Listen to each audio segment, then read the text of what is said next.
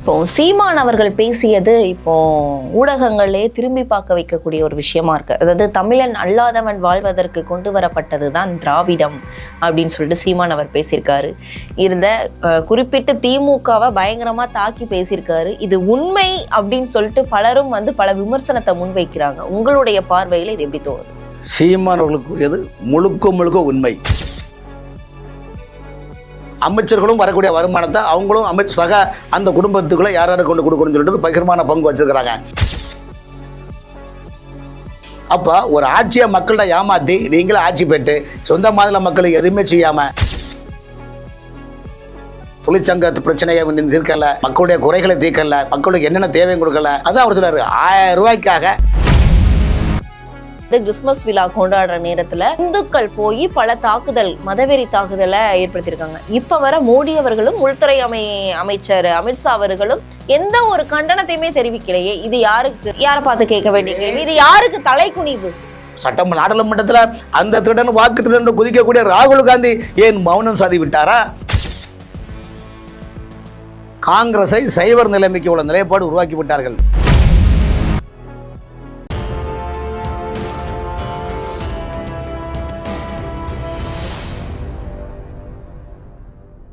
தமிழ் நேயர்களுக்கு வணக்கம். நான் உங்கள் பிருந்தா சங்கர். இன்று நம்மோடு சிறப்பு விருந்தினராக இணைந்திருப்பது மூத்த பத்திரிகையாளர் வி.எஸ். ராமன் அவர்கள். வணக்கம் சார். வணக்கம். எப்படி இருக்கீங்க? நல்லா இருக்கு. இப்போ சீமான் அவர்கள் பேசியது இப்போ ஊடகங்களே திரும்பி பார்க்க வைக்கக்கூடிய ஒரு விஷயமா இருக்கு. அதாவது தமிழன் அல்லாதவன் வாழ்வதற்கு கொண்டு வரப்பட்டது தான் திராவிடம் அப்படின்னு சொல்லிட்டு சீமான் அவர் பேசியிருக்காரு. இருந்த குறிப்பிட்டு திமுகவை பயங்கரமா தாக்கி பேசியிருக்காரு. இது உண்மை அப்படின்னு சொல்லிட்டு பலரும் பல விமர்சனத்தை முன்வைக்கிறாங்க. உங்களுடைய பார்வையில் இது எப்படி தோணுது? சீமான் அவர்களுக்கு கூறியது முழுக்க முழுக்க உண்மை.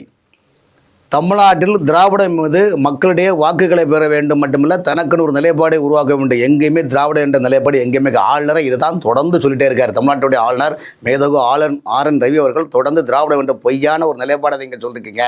கால்டுவெல் தான் அந்த வரலாறை மதம் மாற்றத்துக்காக திராவிடன் ஆரியம் என்ற நிலைப்பாடை உருவாக்கி வச்சிருக்காரு. அந்த ஒரு கடுகை மட்டும் எடுத்துக்கிட்டு நீங்கள் அங்கங்கே தாளிச்சிட்டு பெரிய போட்டுட்டு இருக்கிறீங்க என்று சொல்கிறாங்க. ஏன் சீமான் சொல்கிறாருன்னா, இன்றைக்கி தமிழ்நாட்டில் பார்த்தீங்கன்னா அரசு துறையில் இன்றைக்கி அமைச்சர்களில் பாதி வரும் தமிழர்கள் அல்லாதவங்க தான் இருக்கிறாங்க, தெலுங்கு பேசுகிறவங்க தான் இருக்கிறாங்க. அப்போ அதிகார நிர்வாகத்திலையும் பார்த்தீங்கன்னா, அதிகாரிகளையும் பார்த்தீங்கன்னா பெரும்பாலும் தெலுங்கு பேசுகிறவங்க தான் இருக்கிறாங்க. அப்போ தமிழன் எங்கே ஆள்றாங்க? அப்போ தமிழன் அல்லாதவர் ஆளக்கூடிய திராவிடம். அப்போ என்ன, உங்களுக்கு தமிழ்நாட்டு மக்களை, உங்கள் பூர்வ குடிமக்களான தமிழக மக்களை பொய்யான வழியில் தப்பாக சொல்லி இங்கே ஜாதி ரீதியாகவும் மத ரீதியாகவும் பிரித்து விட்டு ஒரு எல்லாருக்கும் எல்லாம் சொல்கிறீங்க. நீங்கள் எல்லாருக்கும் எல்லாம் சொல்லிட்டு நீங்களா பண்ணுறீங்க. இப்போ தமிழ்நாட்டில் 38 மாவட்டம் இருக்குது. 38 மாவட்டத்திலையும் ஒவ்வொரு மாவட்டத்துக்கும் ஒவ்வொரு மாவட்டத்துக்கும் ஒரு நிலைப்பாடை திமுக தலைமையிலே அவங்களுக்குள்ள ஒரு பகிர்மான பங்கு வச்சுருக்கிறாங்க. அமைச்சர்களும் வரக்கூடிய வருமானத்தை அவங்களும் சக அந்த குடும்பத்துக்குள்ளே யாராரு கொண்டு கொடுக்கணும்னு சொல்லிட்டு பகிர்மான பங்கு வச்சுருக்கிறாங்க. அப்போ ஒரு ஆட்சியை மக்கள்கிட்ட ஏமாற்றி நீங்களே ஆட்சி பெற்று சொந்த மாநில மக்களுக்கு எதுவுமே செய்யாமல் தொழிற்சங்க பிரச்சனையை தீர்க்கல, மக்களுடைய குறைகளை தீர்க்கல, மக்களுக்கு என்னென்ன தேவையும் கொடுக்கல. அதான் அவர் சொல்றாரு, 1000 ரூபாய்க்காக வேலு நாச்சியார் அதாவது அனைத்து போர்களுக்கும் உகந்த பல 7 மொழி தெரியும், வில்வித்தை, சொல்வித்தை, எல்லா வித்தைகளும் தெரிஞ்சு அந்த சமூக போராளிகளுடைய வித்து குயிலியவர் பட்டியலினத்தை சேர்ந்தவர். அவரை கூட தன்னுடைய பெண் படை தலைவரான வேலு நாச்சியார் போட்டிருக்காங்க. ஆகவே வேலு நாச்சியார் பரம்பரையில் வாழ்ந்த தமிழ் பெண்கள் இன்று 1000 ரூபாய்க்கு கையெழுத்து வைக்கக்கூடிய சூழ்நிலை இந்த பொய்யான ஆட்சி அமைக்கும் திராவிடம் இது பண்ணிருக்குது. ஆகவே திராவிடம் பொய்யான ஒரு நிலைப்பாடு தான் ஆட்சியமானவர்களும் சொல்லியிருக்கிறாரு. அதில் அவர் சொன்னது 100க்கு 100 உண்மை. சரிங்க சார். இப்போ பார்க்கும்போது அதாவது சமீபத்தில் நேற்று முந்தானேத்து நடந்த ஒரு விஷயத்துக்கும் சீமானவர்கள் பதிலடி கொடுத்திருக்காங்க. அதாவது பிஜேபியை பார்த்து கேள்வி எழுப்பியிருக்காங்க. வட மாநிலத்தில் கிறிஸ்தவர்கள் அதாவது கிறிஸ்துமஸ் விழா கொண்டாடுற நேரத்தில் இந்துக்கள் போய் பல தாக்குதல், மதவெறி தாக்குதலை ஏற்படுத்தியிருக்காங்க. இப்ப வர மோடி அவர்களும் உள்துறை அமைச்சர் அமித்ஷா அவர்களும் எந்த ஒரு கண்டனத்தையுமே தெரிவிக்கலையே. இது யாரை பார்த்து கேட்க வேண்டிய கேள்வி? இது யாருக்கு தலைக்குனிவு? எந்த தலைகுனிவும் கிடையாதுங்க. அது இதே கேள்வியை நான் சீமானோட கேட்கிறேன். நேற்று கிறிஸ்துமஸ் பண்டிகையின் போது கன்னியாகுமரி மாவட்டம் நாகர்கோவிலில் கிறிஸ்துமஸ் விழா கொண்டாடியவர்கள் நடு ரோட்டில் குடித்து கொண்டு போதையில் வெறும் சண்டையை போட்டு நடந்துக்கூடாது. ஆனால் காவல்துறை அதை கண்டு காணாத மாதிரி போயிட்டாங்க. ஏன்னா வேறு வழி இல்லை, ஏதாவது பிரச்சனை ஆகிடக்கூடாதுன்னு. ஆனால் பொதுமக்களாக முன் அவர்களை அடித்து விரட்டி அனுப்பினார்கள் என்பது இன்னைக்கு நேற்று நடந்த சம்பவம். அப்போ இதற்கு சீமான் அவர்கள் கண்டனம் தெரிவிப்பார்களா? இப்ப அங்கெங்கும் சார் அவர் சீமான் அவர்கள் அதாவது ஆளுகின்ற அரசை, அதாவது மத்தியில இருக்கக்கூடிய ஆளுகின்ற அரசா இருந்தாலும் சரி, மாநிலத்துல இப்ப ஆளுகின்ற அரசா இருந்தாலும் சரி, தொடர்ந்து அவர் பல்வேறு, அதாவது தமிழ்நாட்டுல இருக்கக்கூடிய விஷயங்களா இருக்கட்டும், மத்தியில இருந்து நமக்கு கிடைக்கக்கூடிய விஷயங்களா இருக்கட்டும், எல்லாத்துக்கும் சுட்டிக்காட்டி பேசிட்டு இருக்காரு. அதாவது அவர் பொதுப்படையா தான் திகழ்றாரு. அப்போ இந்த மாதிரியான விஷயங்கள் அவர் மேல நீங்க முன்வைக்க வேண்டிய அவசியம் இல்லையே. இதை நீங்க திமுக பார்த்துல நீங்க இல்ல சீமான் பாஜகவை ஆளக்கூடிய மாநிலத்தில் இப்படி ஒரு கேள்வி கேட்கிறார். வட மாநிலத்துல இவ்வளவு பெரிய பிரச்சனை நடந்திருக்கு. அந்த வீடியோவை நீங்க பாத்திருப்பீங்கன்னு நினைக்கிறேன். அதனாலதான் இல்ல பார்த்தோங்க. அது அந்த அளவுக்கு பெரிய அளவுக்கு பேசும் பொருளாக அமையவில்லை. ஊடகங்கள் தான் அதை பேசும் பொருளாக ஆக்கின. ஆனா அதே ஊடகங்கள் அந்த வீடியோவை பார்க்கும்போது அது பெரிய அளவுல பேசும் பொருளா இல்ல நீங்க சொல்ல வரீங்களா?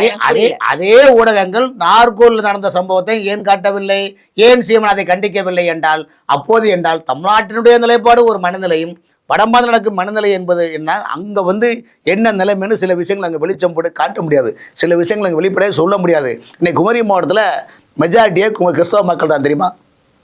குமரி மாவட்டத்தில் மெஜாரிட்டியே கிறிஸ்தவ மக்கள் தான். அங்கே இந்துக்கள் சிறுபான்மை மக்களாக இருக்கின்றார்கள். சமீபத்தில் கூட அண்ணன் பீட்டர் அல்போன்ஸ் அவர்கள் தான் தமிழ்நாட்டுடைய தமிழக அரசின் சிறுபான்மை பிரிவு ஆணையராக இருக்கார். அப்போ இந்து மக்கள் தலைவர் அர்ஜுன் சம்பத் போய் சென்னை அண்ணா சாலையில் இருக்கிற தேவநாயகர் பவன் இல்லத்தில் இருக்கக்கூடிய சிறுபான்மை பிரிவு ஆணையரிடம் சந்தித்து பீட்டர் சந்தித்து, ஐயா குமரி மாவட்ட இந்துக்களை சிறுபான்மை மக்களை நீங்கள் அறிவிங்கன்னு சொன்னார். ஏன்னா அந்த நிகழ்ச்சியில் நானும் இருந்த மனு கொடுக்கும்போது அப்போ அவர் பார்த்து சிரிக்கிறார். என்னங்க இப்படி நீங்கள் கொண்டாடுங்க? இல்லைங்க, குமரி மாவட்டத்தில் இந்துக்கள் மைனாரிட்டியாக இருக்கிறாங்க, கிறிஸ்தவ மக்கள் பெரும்பான்மையாக இருக்கிறாங்க, எங்களுக்கு ஒரு சேஃப்டி வேணும் இல்லை. அதனால் ஏன்னா இன்றைக்கி இந்தியாவில் பொறுத்த வரைக்கும் சிறுபான்மை மக்களுக்கு தான் எல்லா சலுகையும் கொடுக்குறீங்க, கல்வி கொடுத்தலும் சரி எல்லாத்துலேயும் கொடுக்குறீங்க. பெரும்பான்மை மக்களுக்கு எந்த இதுவும் நீங்கள் கொடுக்குறதில்ல, ப்ரியாரிட்டி கொடுக்குறதில்ல. ஆகவே அது முன்மாதிரியாக தமிழ்நாட்டை பொறுத்தவரையும் குமரி மாவட்டத்தினுடைய இந்துக்களை சிறுபான்மை மக்களாக நீங்கள் அறிவிக்கிறதுக்கு ஒரு தீர்மானத்தை நீங்கள் போட்டு முதலமைச்சர் அனுப்புங்கன்னு சொன்னார். அவர் பார்த்து சிரிச்சிட்டு இருக்கிறாரு. எதுக்கு சொல்கிறேன்னா, மக்களுடைய மனநிலை அங்கே இருக்குது, அங்கே எந்த பிரச்சனையும் கிடையாது. ஆகவே சில இடங்களில் இப்போ உங்களுக்கு எல்லா பண்டிகை, தீபாவளிக்கு பட்டாசு வெடிக்கிறோம்.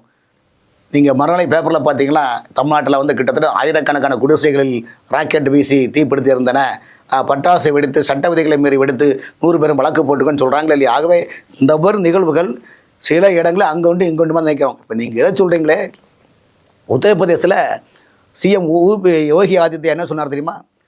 பங்களாதேசத்தில் பட்டியலினத்தை சேர்ந்த ஒரு இளைஞனை அங்கே இஸ்லாமிய பயங்கரவாதிகள் எரிச்சு கொண்டாங்க. ஏன் இந்தியாவில் யாராவது காசாவுக்கு குரல் கொடுக்கக்கூடிய எங்கள் மதவாதிகள் ஏன் பங்களாதேஷில் சிறுபான்மை சமூகத்தை சேர்ந்த ஒரு பட்டியலத்தை சேர்ந்த ஒரு இளைஞரை எரிச்சு கொண்டாங்களே, ஏன் குரல் கொடுக்கல? அப்போ எதுக்கு உங்களுக்கு ரெட்டை நாக்கா உங்களுக்கு சொல்லுங்கள்? இங்கே பாகிஸ்தானில் சிறுபான்மை தாக்கப்படுறாங்க, பங்களாதேஷ்லேயும் சிறுபான்மை தாக்கப்படுறாங்க. ஏன் இந்தியாவில் உள்ள மதவாதிகளும் ஐயோ அவனு குதிக்கிறவங்க ஏன் குரல் கொடுக்க மாட்டேங்கிறாங்க?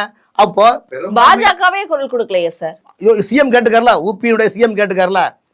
ஏங்க பாஜக குழுவோட ஏற்கனவே மத்திய வெளியுறவுத்துறை அமைச்சரும் வெளியுறவுத்துறை செயலரும் பங்களாதேஷ் அரசாங்கிட்ட பல முறை போய் சொல்லியாச்சு, அங்கே பண்ணதுங்க. ஆனால் அங்கே என்ன பண்ணனா, பங்களாதேஷில் பயங்கரவாத இஸ்லாமிய பயங்கரவாதிகளை கூட்டு சேர்ந்து சிறுபான்மை மக்களுடைய உடல்களையும் உடைமைகளையும் அப்புறப்படுத்தி அவ்வளோ மோசமான சூழ்நிலை இந்த ஊரை விட்டு நீங்கள் காலி பண்ணி போங்கன்னு சொல்கிறாங்க. அப்போ இது ஒன்று மக்களுக்கு பாதுகாப்பாக சொல்லுங்கள். இந்தியாவில் அப்படி சம்பவம் நடக்குதா சொல்லுங்கள்? இந்தியாவில் தான் மட்டும்தான், உலகத்திலேயே இந்தியாவில் மட்டும்தான் மக்கள் அமைதியாகவும் அன்பாகவும் எல்லா உயர்ப்பதில் இருந்து கொண்டிருக்கின்றார்கள் எல்லா மதத்தவர்களும். ஆனால் பாகிஸ்தானிலும் பங்களாதேசத்திலும் சிறுபான்மை மக்களுக்கு உயிருக்கு பாதுகாப்பு கிடையாது. நோ கேரண்டி நோ வாரண்டியான நிலைப்பாடு உள்ளது. இதைத்தான் உத்தரப்பிரதேச முதலமைச்சர் ஆதித்ய யோகி கேட்கின்றார்.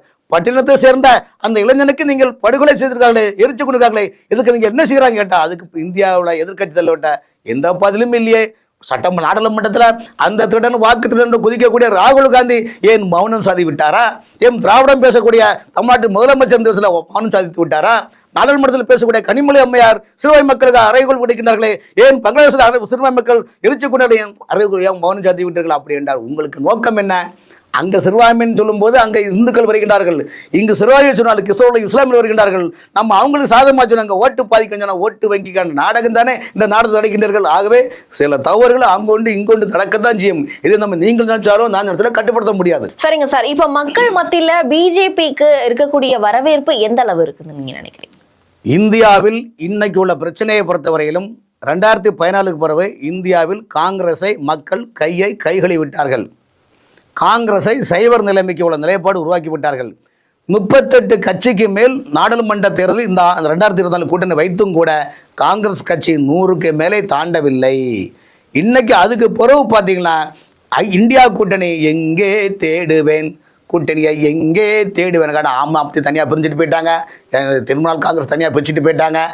ஏன் கேரளாவிலே அடுத்தது காங்கிரஸ் ஆட்சி அமைக்கக்கூடிய மாநிலத்தில் நிலைப்பாடு உருவாக்குறதுனால தான் 101 கவுன்சிலர்களில் 51 கவுன்சிலர் வேறு, 50 கவுன்சிலர் பாஜக திருவனந்தபுரம் மாநகராட்சியில் வேறு வழி இல்லாமல் இன்று பிஜேபியை அங்கு மாநகராட்சியை உருவாக்கியிருக்காங்க. காரணம் என்றால் வரவிருக்கும் சட்டமன்ற தேர்தல் கேரளா இருக்குது.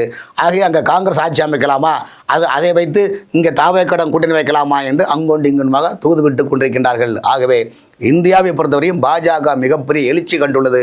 இந்தியாவில் பாஜகவில் மட்டும்தான் உள்நாட்டு கொள்கையிலும் வெளிநாட்டு கொள்கையிலும் வெளிநாட்டு சித்தாந்தமும் இந்தியாவுடைய இறையாண்மை சித்தாந்தமும் ஒருங்கிணைத்து செல்லப்படக்கூடிய பிரதமர் மோடியால் மட்டும்தான் இந்தியாவில் ஸ்திரத்தன்மையான ஒரு ஆட்சியை உருவாக்க முடியும் என்பது என்னுடைய கருத்து. கண்டிப்பா சார், பொறுத்திருந்து பார்க்கணும். உண்மையிலேயே பிஜேபி எழுச்சியை தமிழ்நாட்டில் கண்டிருக்கா இல்ல இந்தியா முழுவதும் கண்டிருக்கா அப்படின்றத நம்ம பொறுத்திருந்து 2026 தமிழ்நாட்டில் நடக்கக்கூடிய சட்டமன்ற தேர்தலில் பார்ப்போம்.